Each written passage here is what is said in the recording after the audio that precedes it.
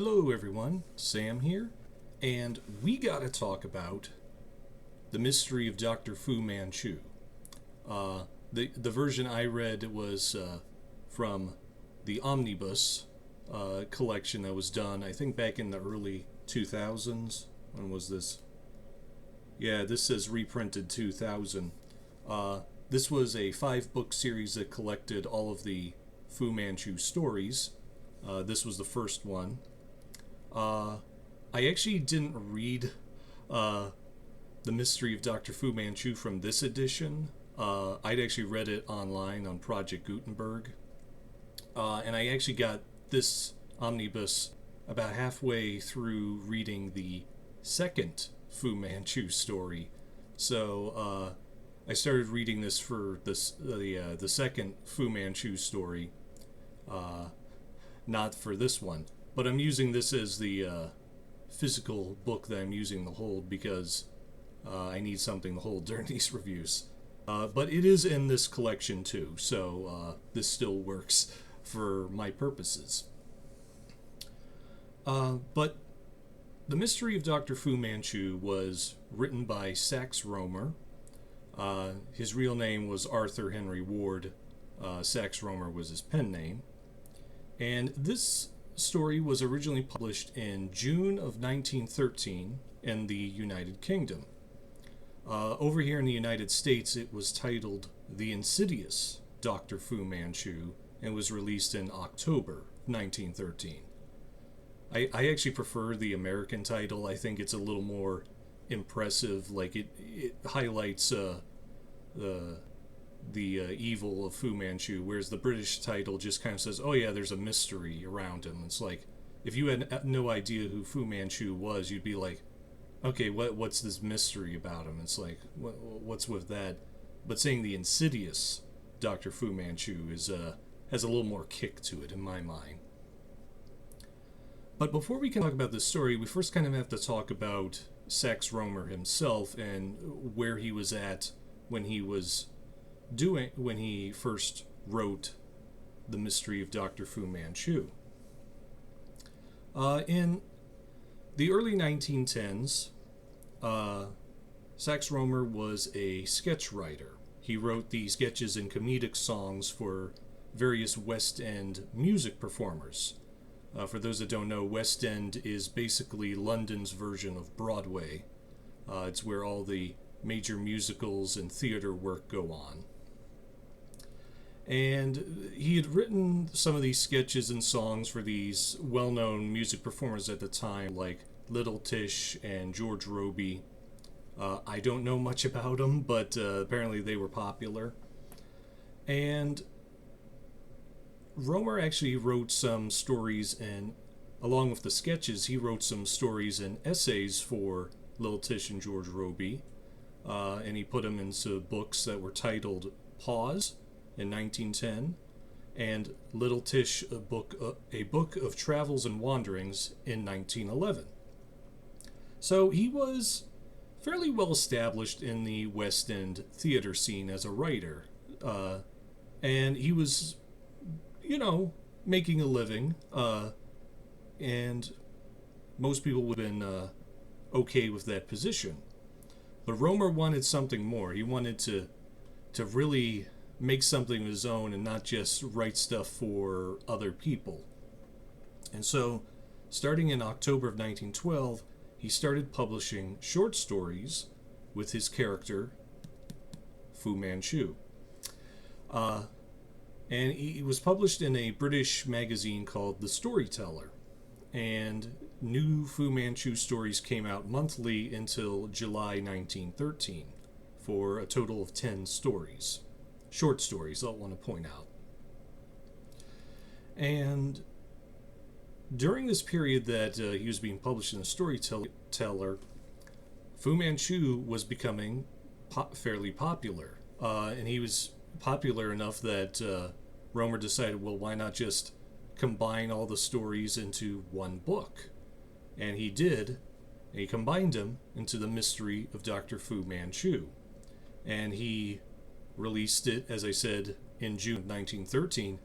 And Fu Manchu was popular enough that The book was actually released before the final installment of Fu Manchu's stories was out in the Storyteller in July. Because, like I just said, the final story of this installment was in July. The book came out in June 1913. So Fu Manchu was just popular enough that they said, "Oh, we're going to get him out to the public before the final story is even out in the Storyteller." So he was popular enough that, yeah, you could just release the ending of the book before the serial was even done. So it tells you how popular he was at that moment.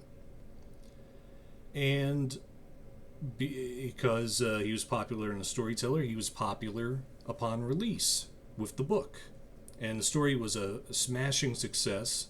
And it was so successful that Rohmer essentially left the West End milieu that he'd been living in. He did write some plays in the coming years, but he generally started focusing more on his own fiction for the majority of his life going forward.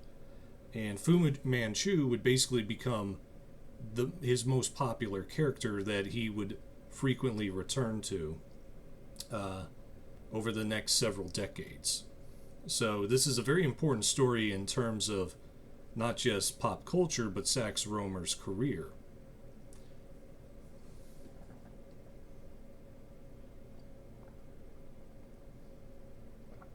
But what is the actual story of the mystery of Dr. Fu Manchu?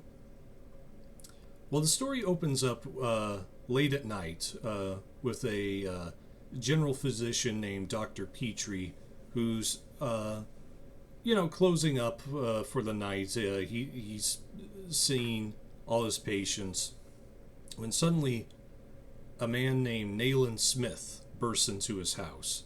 And Nayland Smith is a police commissioner who was stationed in the British colony of Burma. Burma was still a British colony. Nowadays, it's called Myanmar, if I remember correctly. In Burma, he's come all the way from Burma, Smith has, because he's stumbled across the existence of a secret society. And it's a society of a bunch of Far Eastern civilizations that are attempting to shake loose the British control of Asia, particularly China, because the British had a lot of influence in China at this point. And he knows who the mastermind of, at least one of the masterminds of this is a man by the name of Fu Manchu. And he drafts Dr. Petrie, who, like I said earlier, is just a general physician. He's not a brilliant medical mind or a famous individual. But Smith drafts Petrie into his chase of Dr. Fu Manchu throughout London, because Fu Manchu is one of the heads of this secret society. And the rest of the story is the duo getting into these situations where they lock into a battle of wits with the Devil Doctor, as he's called. And they work with this Scotland Yard detective named Inspector Weymouth, and they have to not only avoid the Doctor's assassins and numerous deadly animals, but they also have to try and save these various British scholars who are knowledgeable about the East and who Dr. Fu Manchu is trying to take care of, you might say. So it's a thing where Fu Manchu is always in the shadows in this story, and Smith and Petrie not only have to avoid his attacks, but prevent Fu Manchu from attacking others. So that's the essential setup for the story.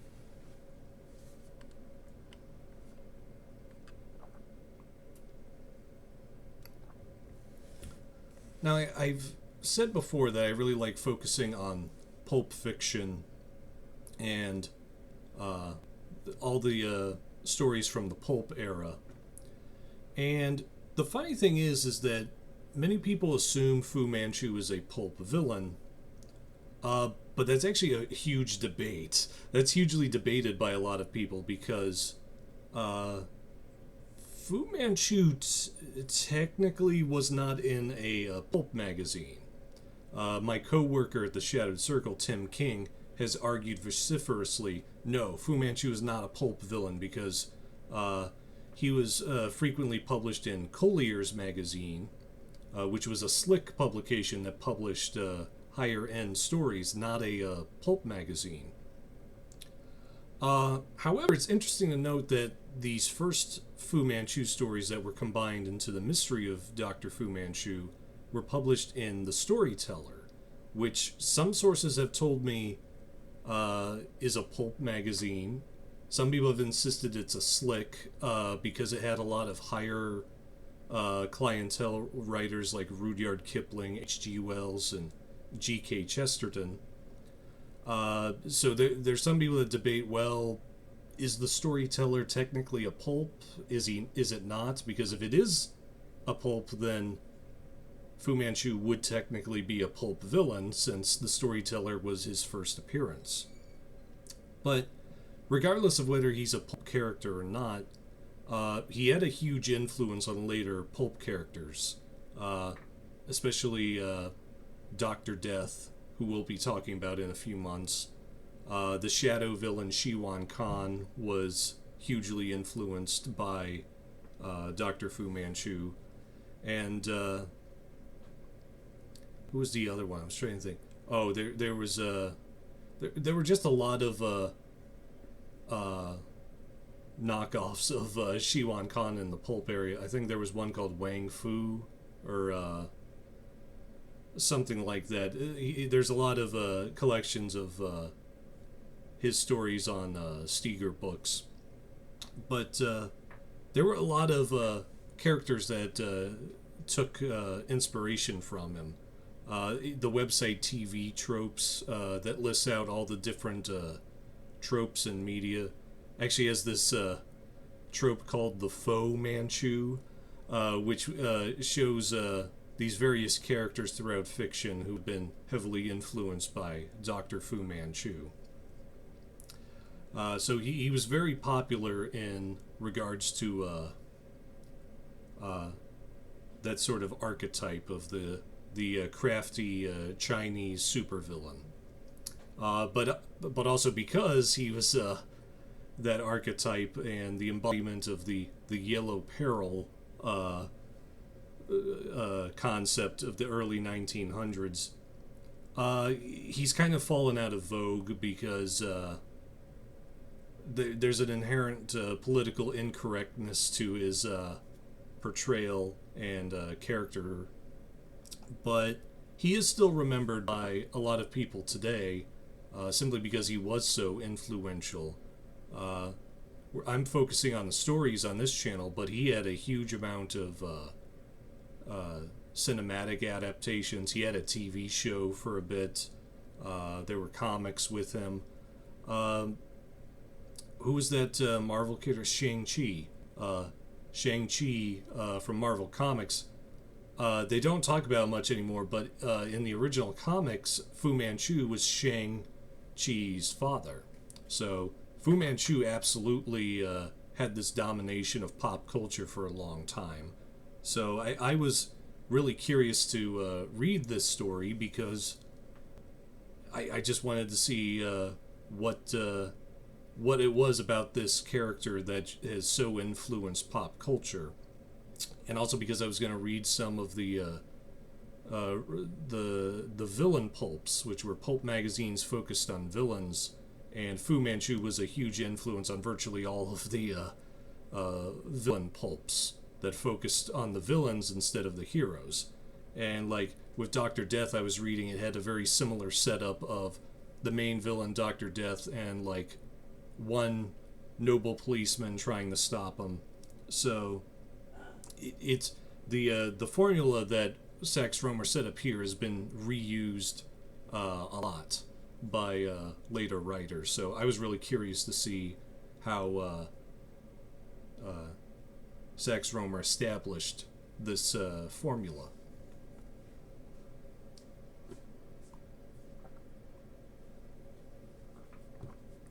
So to talk about what I like and dislike about the mystery of Dr. Fu-Manchu, I'm going to first actually start about what I didn't care for in the story.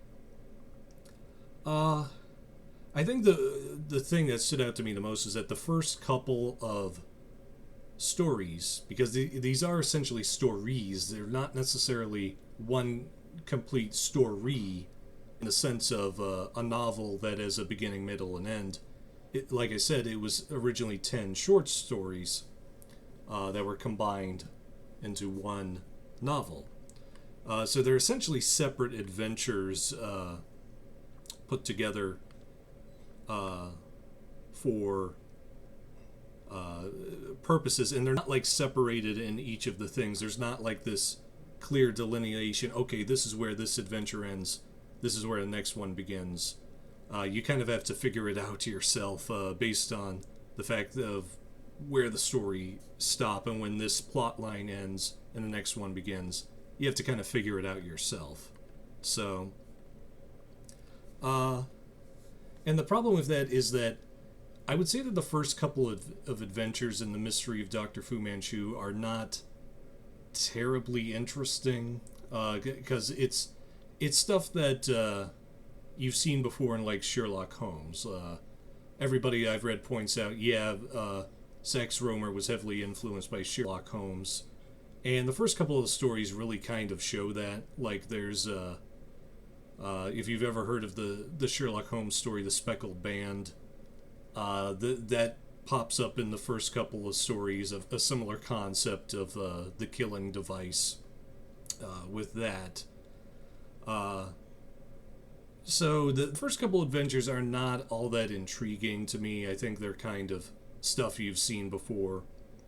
It's only around the fourth or fifth story that I think Rohmer starts doing some interesting things with the mysteries. So it has a little bit of a weak start, in my opinion. As I mentioned before, since this is a bunch of different stories connected together, that means that there's a lot of disconnect between chapters. Like there's some chapters where you get this reveal, and then the very next chapter is just immediately starting the next story, and it can be very abrupt and give you a little bit of whiplash, because especially if you read these like a couple of chapters at a time, you get this reveal at the end of like chapter 4 or 5, and then the very next chapter they're off on another adventure, and it's like, what? Like, where did that come from?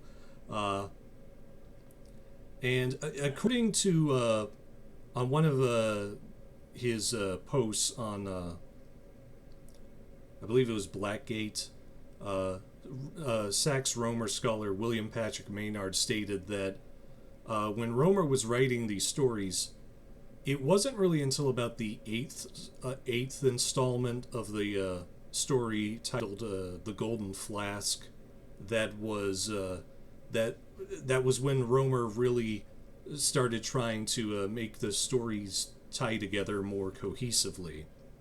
Because remember, he was writing these short stories as short stories. They had like a general connection, but the first couple again had a fairly big disconnect, because while Rohmer was obviously writing these with the idea of each one was going to have a sequel, the concept of this is going to be a huge series, I'm going to combine into a huge book, that didn't really dawn on him until after the first couple of entries. So there's a very huge disconnect, especially in the first 2/3 of this book, that if you had no idea that these were a bunch of short stories combined, you would get a lot of whiplash reading this. So yeah, that was a bit disconcerting, and it also kind of was like, well, now you kind of have forced me to read this less as a novel and more of a short story collection, which can work, but it can be a little off-putting if you don't know exactly where each short story ended and the next one began. In fact, in the comments of this video, I'm going to leave a comment that says the chapters of each of the original short story and what the chapters in The Mystery of Dr. Fu-Manchu corresponded to. So, like with the Golden Flask, I'm going to say which chapters those were in. The Green Mist, I'm going to say which chapters those are, just to make things less confusing for anybody who jumps into this book. So, yeah, that part was a little off-putting and a little discombobulating. I also think that just like how the ending is a little... oh no, I'm sorry. Just like how I said that the beginning of the story gets a little...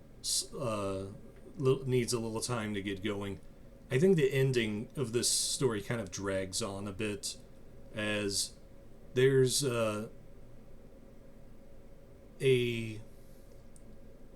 there's two stories that kind of elongate the story unnecessarily.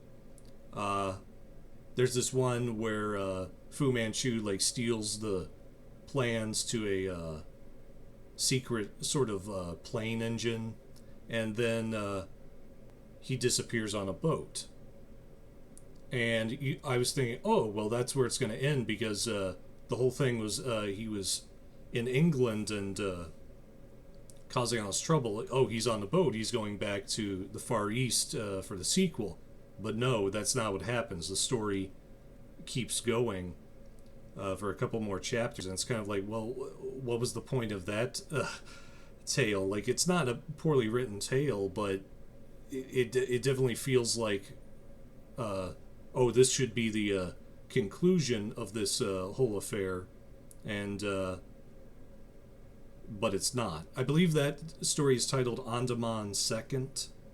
That's the one. That one, I can't remember if that was the 6th or 7th story. That was one that I kind of felt like I kind of wonder if Sax Rohmer wrote that story with the idea of that might be the ending, but then maybe Fu-Manchu was popular enough to go, oh no, I can do a couple more stories, because it's kind of like in the middle. It's like the 6th or 7th story, so maybe it was meant to be his ending. I don't know. If William Patrick Maynard's watching this, let me know if Andaman Second was the original ending, or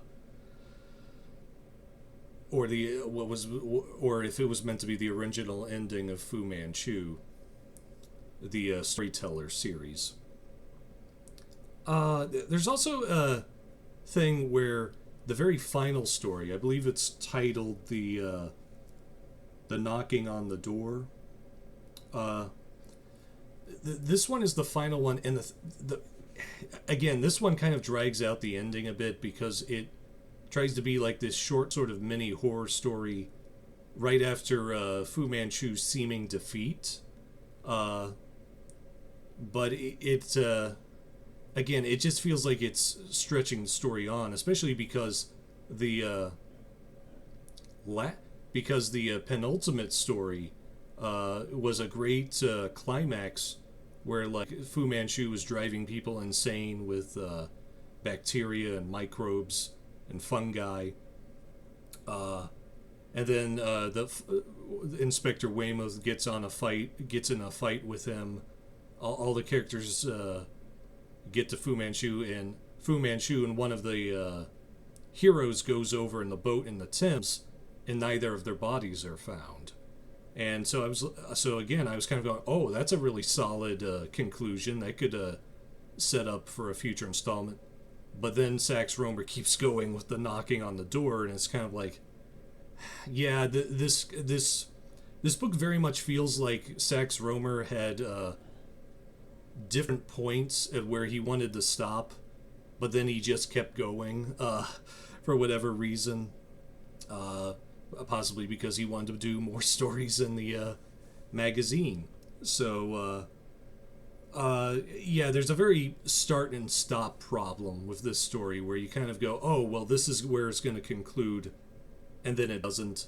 It keeps going, and it's sort of like, Yeah, this is where the disconnect between the stories really kind of harms the book, because there's a lot of points here we go, oh well, this is where the story's going to end, and it doesn't. It's kind of like, yeah, you can tell these were short stories because the writing uh, many times promises a finale to the tale, but it's really not the ending. So that part was a little clunky too.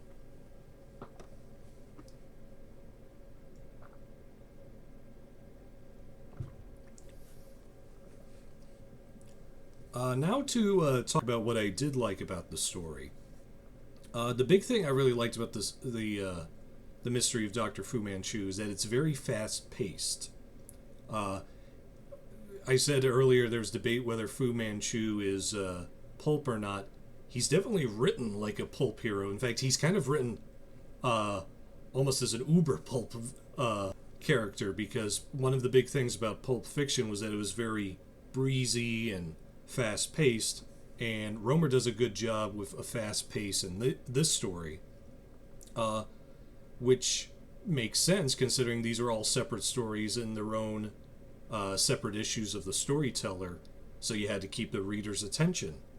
And I think that actually works really well for this first collection of stories, because if they had kind of gone with the more traditional sort of drawn out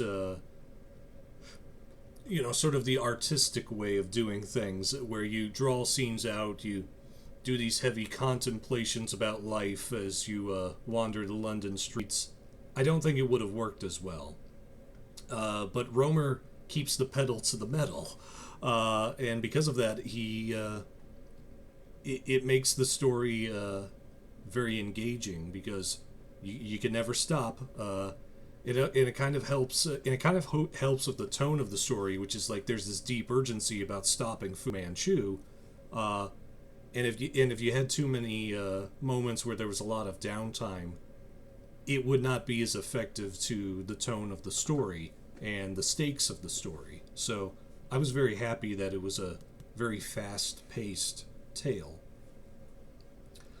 I also kind of like the historical context of the story, because, as I mentioned before, Fu Manchu is kind of seen as the embodiment of the yellow peril concept, where a lot of Western folks were kind of concerned about Asian individuals and Asian countries sort of gaining power over the world.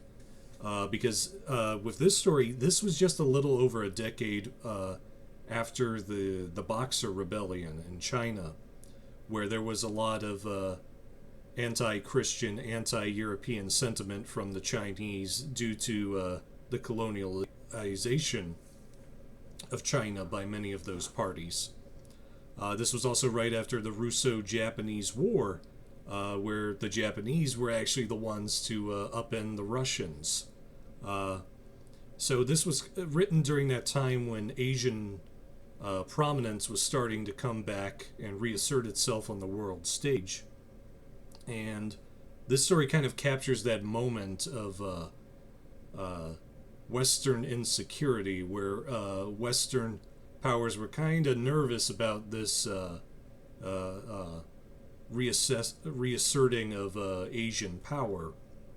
In fact, there's actually one character in here who was a reverend who survived the Boxer Rebellion, and Fu Manchu targets him, partially for information, but it's also implied a bit of a vengeance element, because Fu Manchu very much wants to free China, and this reverend had a deep tie to the Boxer Rebellion and a deep embarrassment to the Chinese people. So there's kind of it adds sort of this personal element of Fu Manchu, where he wants the Far East to rise, but he has a particular fondness for his homeland of China. And indeed, I think Fu Manchu is probably one of the strongest elements of this story, because he really is interesting in his contradictions, because this story, I'd heard about this element of Fu Manchu before, but this story highlights the fact that Fu Manchu has a sense of honor. Like, for instance, that reverend I told you he was targeting, he eventually lets the reverend go when the reverend says, okay, I'll stay in England and I won't go back to China. And Fu Manchu is okay with that and just lets him be. And there's this other scene where Fu Manchu gets into a parley with Petrie and Smith, and they decide to parley because one of Fu Manchu's minions has captured Petrie, and Smith has Fu Manchu at his mercy, and they decide, okay, we're going to do a prisoner exchange, and you have to give us our word that you're not going to attack us the second we put our arms down. And Fu Manchu agrees. And he lets them go with no harassment for about 5 minutes because Fu Manchu has honor, but he has the mind of a lawyer. Says, well, if you don't specifically say this in our agreement, I can do that. So when they do a prisoner exchange, he lets them be for about 5 minutes, and then he sends his assassins running right after him. So it's sort of a thing of, yeah, he has honor, but it's a very the honor of a lawyer is in, okay, if you make a verbal agreement, I'll follow it, but I'm going to look for any loopholes I can to get rid of you. So that's kind of a neat element of Fu Manchu here.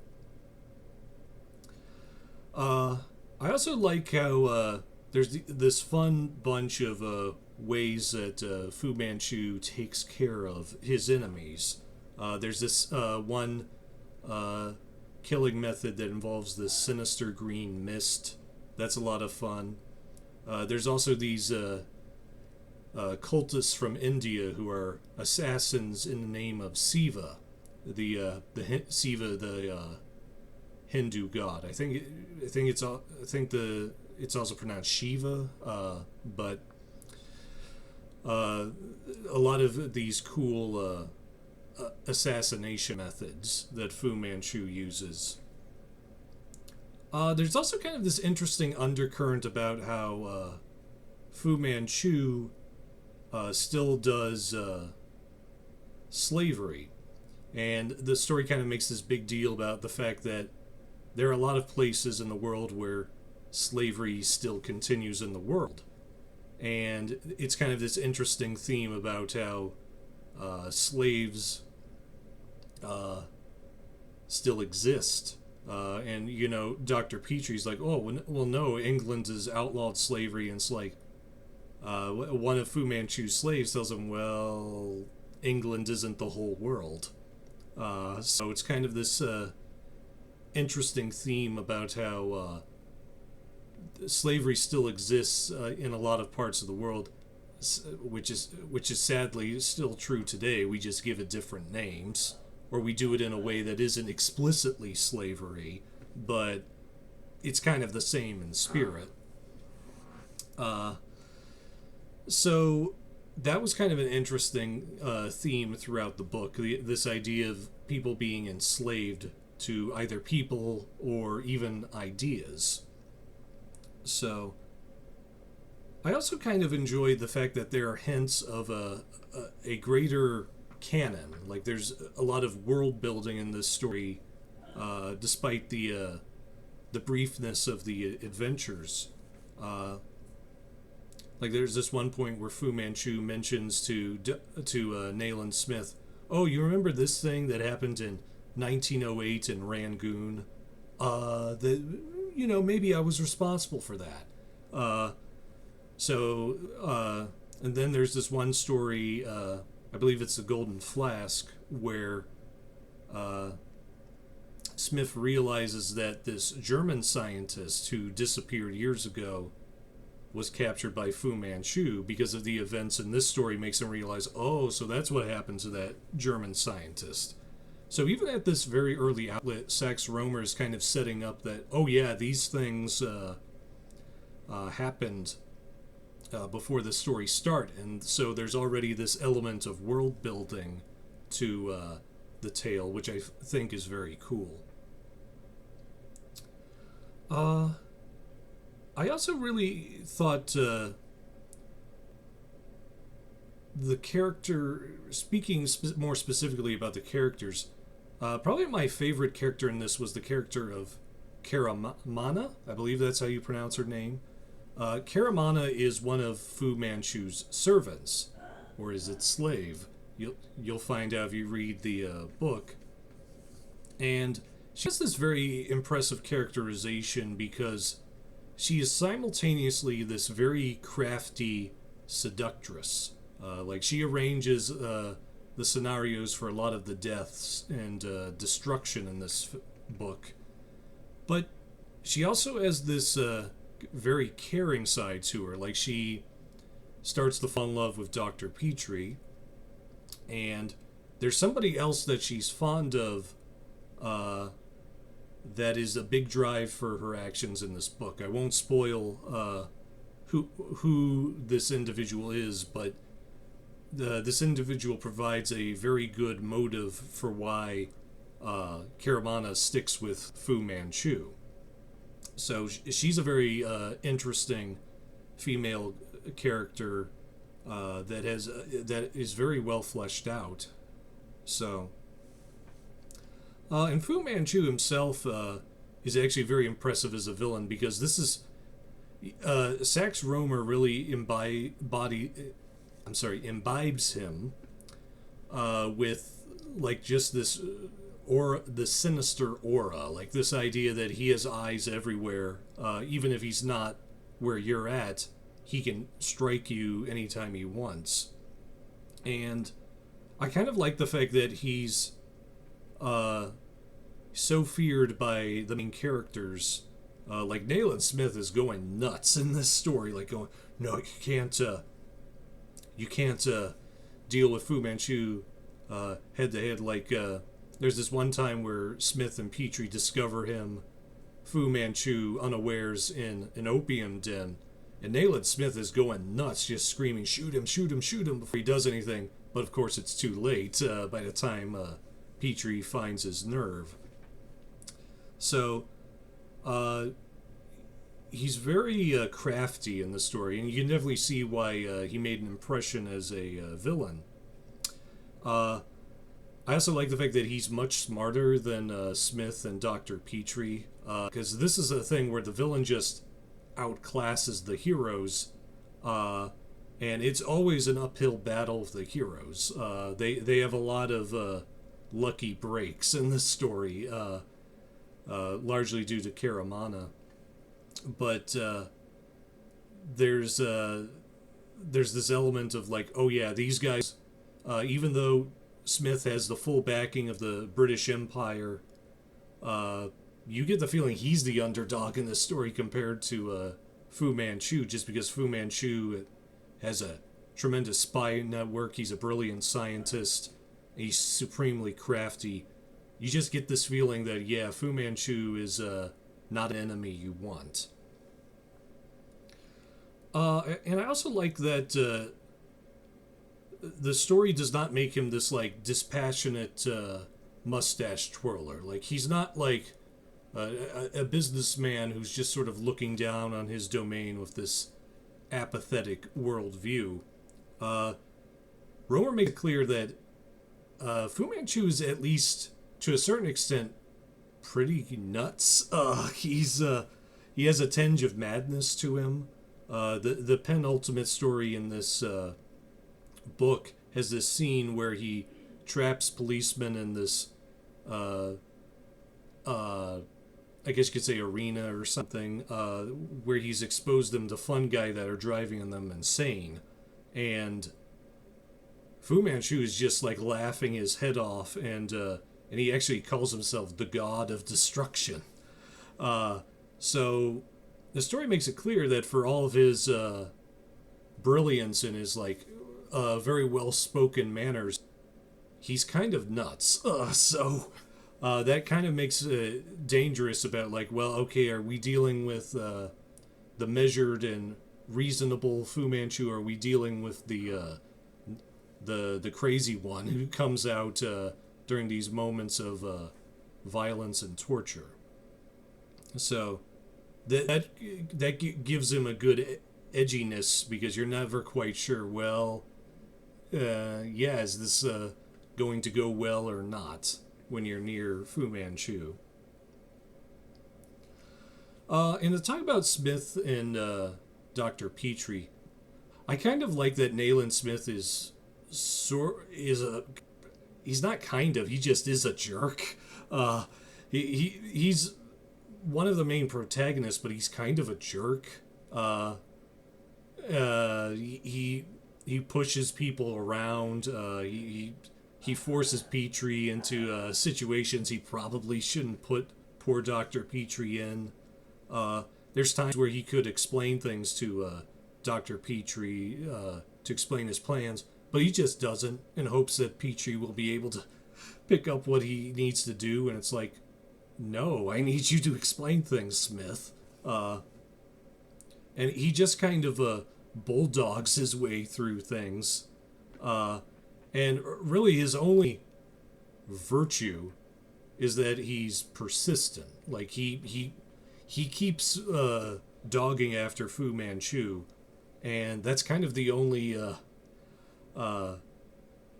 virtue he has. The fact that he keeps going no matter what, because otherwise he'd be considered a jerk in a lot of contexts. And I kind of like the fact that you have like this jerky protagonist with this elegant and sophisticated villain. That's kind of a neat contrast. And Dr. Petrie himself I actually kind of like, because he's the POV character. He's the one that's narrating all of these events, because it's kind of working on the Sherlock Holmes stories where Dr. Watson is telling all these tales to the reader. Again, and yeah, that was one thing everybody's pointed out. The Fu-Manchu stories, especially these early ones, were heavily influenced by Sherlock Holmes. So, I mean, the parallel's so obvious, like Dr. Watson, and in this story it's Dr. Petrie. It's like, yeah, it's a fairly obvious influence. But Dr. Petrie himself, I think he's a good POV character, because he's kind of the everyman that's sort of thrust into this situation that he was not prepared to get into. Because the story makes it clear, he's not like an uber genius doctor. He's like a basic practitioner that sees like middle class clients. Like, he's not a genius like Dr. Fu-Manchu. He doesn't have an expert field. He's just a general practitioner who got a basic medical degree. So he has some expertise, but not a lot. And I actually think he's probably the character that has the most interesting character growth, because he has to try and figure out his feelings towards Karamana, because she's falling in love with him and he's falling in love with her. And he kind of goes through this debate in his mind about whether he should trust her or not, because he's thinking, okay, there's a few times where she saves them, and he goes, is she doing this out of the goodness of her heart, or does she expect something from me? And there is an interesting answer to that. I'm not going to spoil what the answer is, but there is a reason she's helping Dr. Petrie and Nayland Smith. And I won't spoil what her feelings towards Dr. Petrie are, but it's a good answer. I think Rohmer does a good job of answering that question.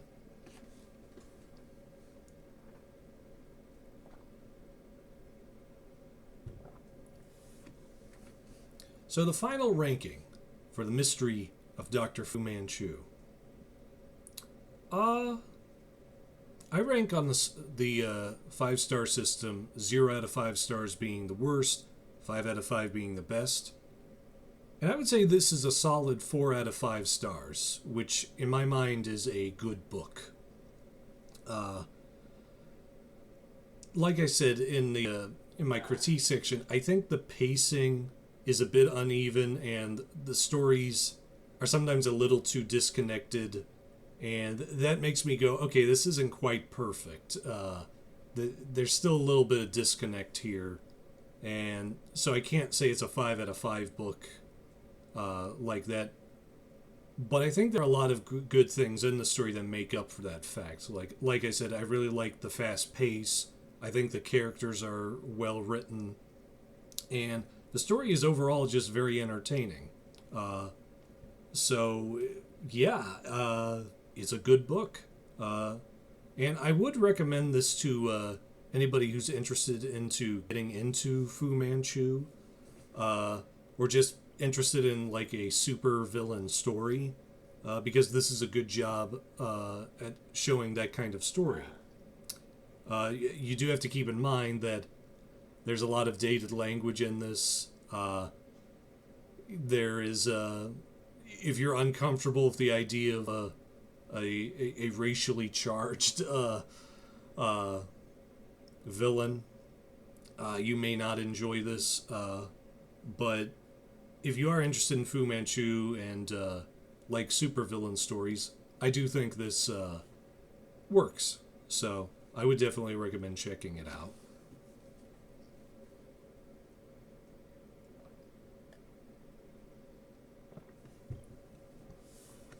Any inspiration? For those that don't know, I'm a working writer, and whenever I do these book reviews, I like to talk about whether a story I've read has inspired me in any way. And I would say, yeah, this actually has inspired me in a way. I kind of like the idea of doing a story of like two investigators who are of average intelligence, who is trying to stop an evil mastermind who's much smarter and has more resources than them. I really want to do a story with that kind of conceit because that's a very cool idea. I also kind of like the idea of Karamana's situation where a female slave has to secretly go behind her master's back in order to save her loved ones.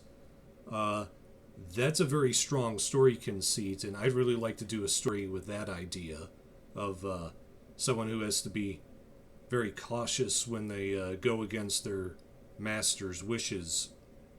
So I really like to do a story of that conceit.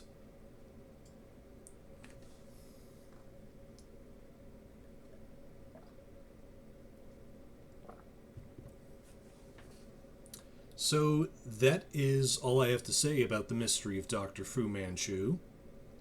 I'm probably going to turn this into a series talking about Sax Rohmer's work. I've already read the second Dr. Fu-Manchu story. I'm currently reading, if you saw my Mummy May video, I'm currently reading She Who Sleeps. So this is going to be very interesting and exciting for me to check out Sax Rohmer's works. I'm probably going to make this a series. I think the name I had for this series was going to be The Sorcery of Sax Rohmer. That's a reference to his non-fiction book, The Romance of Sorcery. So yeah, I guess I'll make this the first episode of The Sorcery of Sax Rohmer. So this is the first episode. I hope you guys liked it. I'll be talking about the second book. I believe it is titled The Return of Dr. Fu-Manchu. Oh yeah, it's titled that in the American version, but the official name, as it was in Britain, was The Devil Doctor. So yeah, you'll be hearing from me again very soon about the Devil Doctor. So keep your eyes out for that. But otherwise, yeah, I'll be talking to you guys about the Devil Doctor soon, and hopefully we can find a lot more great Sax Rohmer stories. So, thank you very much for watching, everyone. I will see you later. Bye.